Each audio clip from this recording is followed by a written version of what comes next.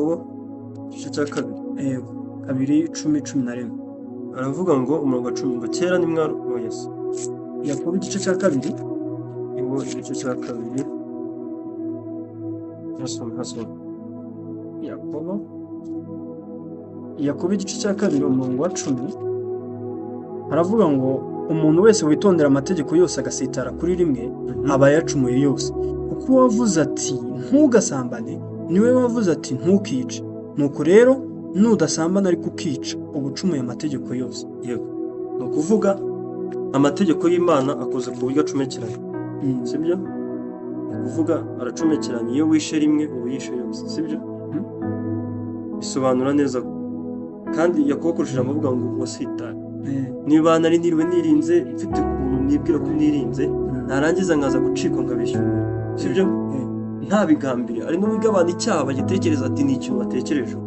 Oya, ntabwo icyaha ari uko wari wabigambiriye, ahubwo kuba utumviye Imana bigucitse cyangwa se bitagucitse ni icyaha.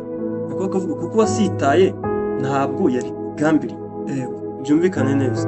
Ni ukuvuga umuntu asitaye ntabwo aba yapuraninze, avuga ngo Mana ngo ibi tube tubyirengagije ndaza kugenda nsitaye. Nta muntu usitaye, sibyo? Icyo gihe twavuga ko ibuye warikuriseho bishaka. Ariko igihe nasitaye nigera nzi ko wenda inzira ari nyabagendwa, nkagenda nzi ko ahantu ari straight, narangiza nkaza guhura n'imbogamizi asitaye, sibyo?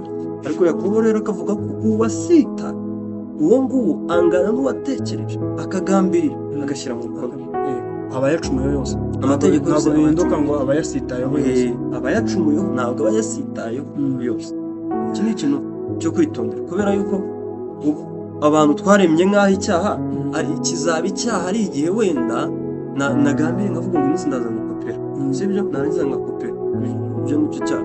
Ariko cya gihe yatunguwe akagera muri kati akisanga ari gukopeza cyangwa akopera mugenzi we, kigera avuga ngo sinari nabigambiriye, sinari nabimukanye, ariko icyaha kandi igihano cyabyo kirangana cyangwa ni kimwe muri kategori imwe n'icyo wabigambiriye akabikora, sibyo? Ibyo Yakobo adufashije rero akavuga ko rero iyo utumviye itegeko ryo kwica uba usambana, uba usuzugura ababyeyi, uramishe Imana, uba wishe Isabato. Amategeko yose uko ari 10 uba uyishe, kandi si ukwica amategeko 10 nk'ayanditse, ahubwo ni ukuyica mu buryo bw'umutima nk'uwayavuze, umwe Yesu yayasobanuye.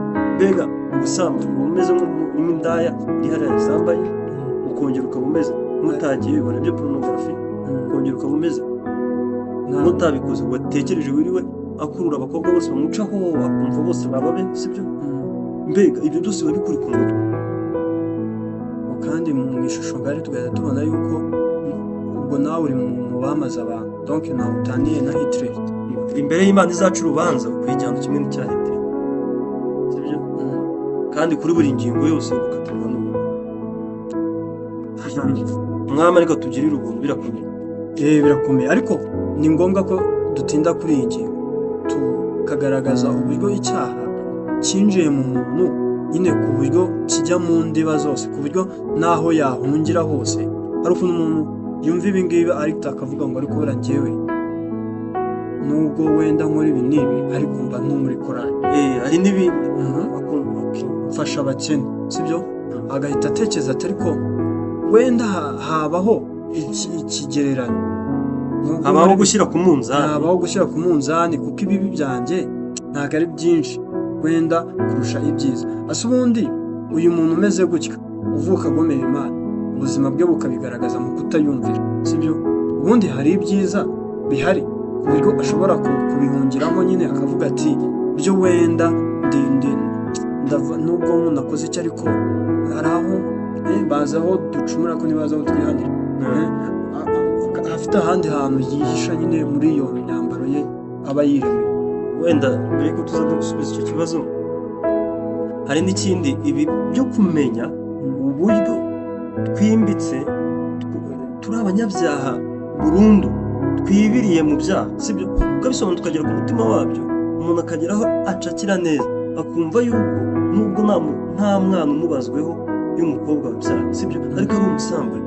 Ibi bintu kubyumva cyane kwemeranya n'ibyanditswe byera ko nubwo utafashe inkota ngo wice ariko nawe utaniye n'abishe kuko warakariye mugenzi wawe mwigana mukorana mubana sibyo ukemera ukumva ugize gutya bene uyu muntu niwe wumva ushobora wumva noneho ko ibyaha byose bindi ku mutwe ko mbihetse ku mugongo ari ibyanjye uyu muntu atangira kumva ashaka avuga ngo ahari Imana yacu birakomeye sibyo ariko si uyu muntu ubwo iyo ahisemo kuvuga ngo ubwo bimeze gutyo nta n'icyaha nagihungira reka njye musimbuza imirimo agavuga ati reka njye muri korali Imana nayo yega ni Imana ishyira mu gaciro sibyo izareba uvuga ati dore umutware waribye warasanga sibyo ariko ku rundi ruhande uvuga ati warasinze wafashije abakene sibyo wagiye muri korali warabwirije urumva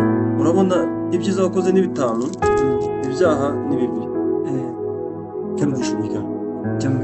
jya mu ijuru ntabwo utagize naho miseke wararwaye ariko si Imana yacu nuko iteye urumva ahantu umuntu aba yibeshye nuko Imana itazagereranya imirimo nk'uko ahubwo izafata we imushyira aha none nayo ijyanga noneho uyu muntu uri kwigereranya n'Imana ariko ubwo bizagenda bite bya byose birumvikana ku munzani wahengamira aho Imana iri kuko yo uburyo yeramo aho ushobora kubigera ariko reka turebe mbona ko nyine umuntu aba yigereranya ubwe ntabwo aba yegeranya n'Imana abavuga ibyiza byanjye n'ibibi byanjye sibyo ariko bigena ariko Imana nihitamo kuvuga ngo okay reka tugendere ku byiza byawe tubigereranye n'ibyiza byanjye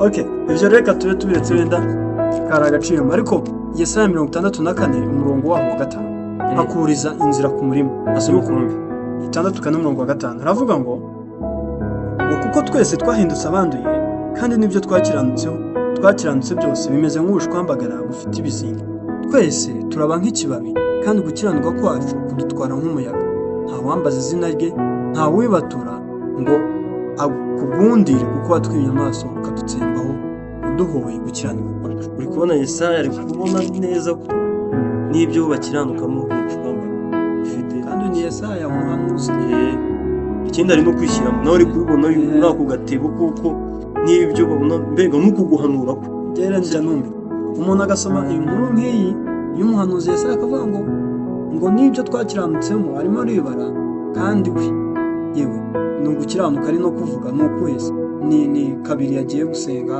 ni umukene afasha rimwe mu mwaka ariko nanubwo areba uyu muhanuzi Imana yitoreye nawe ko iyo arebye uburyo Imana yera abona nta mahungiro uri kubona nk'ahari kubivuga ni mu gice cya 64 imbere yaho mu gice cya 6 tugera niba atari cya 5 tubona Yesaya ubwiza bw'Imana akabona Imana ukuntu yera ibizima n'abamarayika baravuga ngo urera akavuga ngo mbonye ishyano njyewe umunyaminwa yanduye ubundi uko niko umuntu iyo arebye ukwera kw'Imana areba uburyo Imana iteyemo ntekereza ko aribyo tugiye tuza kuganira mu ngingo ya 2 ahita abona yuko nyine we ari akaga ariko ngenda atanga uburyo umuntu avuga ko yahuye n'Imana ngo yabonye Imana ariko ubu sinari umunyabyaha cyane njyewe ariko nari umunyangeso nziza sibyo nyine akerekana ko we ibyaha bitari bimurembeje ahubwo wenda ari indi nkuru yamenye ya kabiri akavuga reka nkurikire n'indi ariko Yesaya ari kubona ko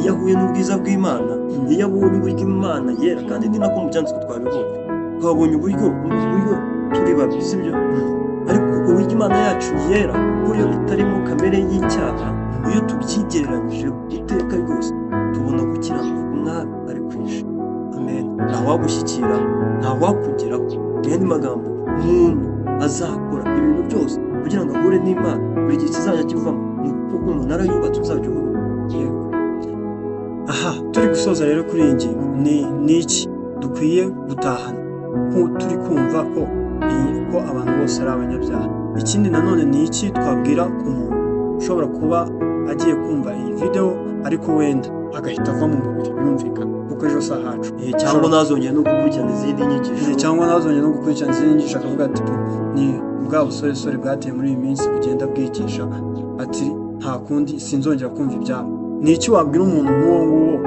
ushobora gufungura akumva iyi video turi gusoza mwene data rero utwumva, niringiye ko Imana yagerageje kugenda ikumurikira mu nguni z'ubuzima bwawe bwose, aho twebwe abantu tudashobora kugera.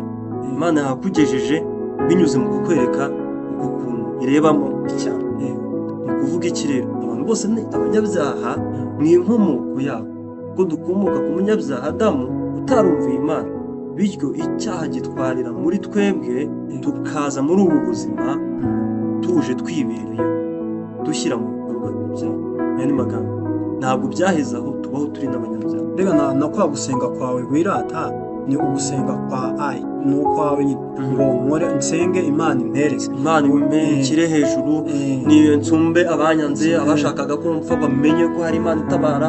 Uri kubona ko ari kwihisha mu Mana ngo abantu babone ko abarenzeho, sibyo? Icyo umuntu cyose akora, uwafashije, uwasuye abarwayi wese aragira ngo izina rye rishyirwe hejuru, aragira ngo yumvikane. Ariko iki ni ikimenyetso cy'ubunyabyaha bwa muntu, kuko ari kumva hari ubukene afite, gusa ubukene afite ntazi uburyo iyo nzara yashira, kugeza ubwo ari gukora ibintu byose akumva ubukene bukiri umutima. Rero umuntu wese ni umunyabyaha, umuntu wese utwumva ni umunyabyaha, kandi si umunyabyaha gusa kubw'inkomoko ye, nawe ubwe yari muri ubu buzima akora ibyaha. Nta nubwo abikora yumva ari gusunikwa atabishaka, abikora byishimiye, akabeshya binezerewe, ku buryo rwose atari Imana ikumurikiye. Umuntu aje akavuga ngo ibi bintu ntabwo ari wowe wabyikoresheje, n'iki ntabipfa, wakumva ari kukwaka ibyo wakoreye.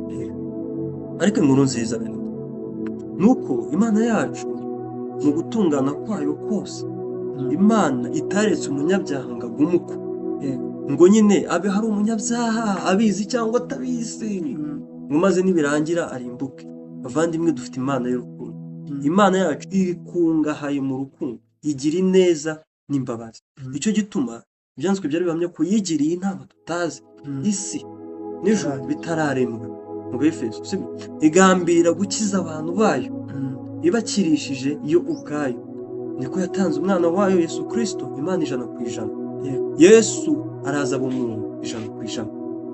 Uyu Yesu abaho yumvira Imana mu mategeko yose, yandi twabonye twege twigometseho. Yego, ayumvira mu bigo bw'uko Mose yari yaranda, anayumvira mu mutima w'Imana. Mu yandi magambo, we ntiyagize gutekereza, ntiyagize gukora, ntiyagize kwibwira kugomera Imana, ahubwo yakiranutse ubuzima bwe bwose. Igihe gikwiye uyu Yesu araza abambwa ku musaraba. Kristo abambwa ku musaraba. Mu Balewi havugaga ko umusaraba ujyaho ikivume, ariko Kristo aba ikivume mu cyimbo cyanjye, njyewe mutware ikivume. Ndi ikivume kuko nagomeye Imana, ndi ikivume kuko ninjye wishe amategeko y'Imana, ariko Yesu ntiyigeze yica amategeko y'Imana. Igihe gikwiriye rero arabambwa, ahamywa ibyaha by'abantu nk'aho ari we wabikoze. Ibyo Imana birabikora, inabikoresha n'abantu bamutwerera ibyaha byabo, kugira ngo agende apfe, azuke icyimbo cy'abanyabyaha. Ubutabera bw'Imana buhurira n'imbabazi z'Imana ku musaraba. Imana ihana umunyabyaha wese, wowe uri kumva, wowe ubyizera. Imana yafashe ibyaha byawe ibihanira muri Kristo Yesu. Mbega ntiyaba yirengagije ubutabera kwayo? Ariko kugira ngo n'imbabazi z'Imana zisohoze umurimo wazo, Imana iduha gutungana kwayo. Amen. Abakorinto ba 2:5-18 baravuga ngo utarigeze icyaha, Imana yamuhinduye kuba icyaha bwacu. Uvuga rero, iyi niyo nkuru nziza, nuko umuntu adashobotse, ariko Imana ishoboye kandi ishobotse. Yatanze uyu Yesu kugira ngo umuntu niyikuraho amaso akareka kwibeshya avuga ngo ngenda atunganye, ngenda akiranuka, n'undi akareka kwibeshya avuga ngo ngenda nararimbutse, ngo byararangiye. Urabyumva? Hari impande byaro uvuga ngo ngewe ndatunganye, ari none uvuga ngo ndasambana, ngo n'ubundi ngewe ntiyambabarira. Bene abo bantu babiri bose Imana yabahurije hamwe, igisubizo bakeneye ni umusaraba. Kandi umusaraba ukiza uwita intungane, niwo musaraba ukiza umunyabyaha wiciriwe iteka. Amaraso ya Kristo abakiza arangana. Mu yandi magambo, ntacyo wakora keretse kwizera icyo Imana yagukoreye. Imana icyo yakoze ku musaraba rero ni uko yo ubwayo yashenjagura ibicumuro by'abana bayo kugira ngo niba yizera, intore zayo niziyizera zihebwe ubugingo buhoraho muri uwo ntama w'Imana. Kuko umuntu akira akaba afitanye amahoro n'Imana, mbega akaba abayeho muri ubu buzima, kuvuga ngo ariko Mana ndabizi neza ko byatashye mu mutima wanjye, ngende umutahajuru, njyewe ndi umwera, njyewe ndi umuziranenge, ntabwo mbiheshejwe n'ibyo nkora, ntabwo mbiheshejwe n'uko abantu bambona, ntabwo mbiheshejwe n'uko nasitaye nagize ukutumvira, ahubwo mbiheshejwe na Yesu Kristo intungane, wemeye, wahamije, ukavuga ko ari we muntu ufite umutima nk'ushaka. Akanwa ka Dawidi nabivuga imubatiza, uyu muntu ufite uyu mwana wanjye nkunda kandi namwishimiye. Mbega ubu niko duhita twakira gukiranuka, tukaba mu butumwa bwiza twubahaboneye kwagura gukiranuka kwacu. Ngayo ngo kize neza cyane bavandimwe, ngiyo inkuru nziza y'umukiro. Ni iki ngiki tuba turi kuvuga hano, turi kukubwira yuko wowe utandukanijwe n'Imana utaratangira gukora ibyaha byawe. Ibyaha byawe ni ikimenyetso cyiza cy'uko uw'Imana ihamya ko uri wenyine. Imana ihamya yuko abantu bose ari abanyabyaha kandi ko baciriweho iteka kubw'ibyaha byabo.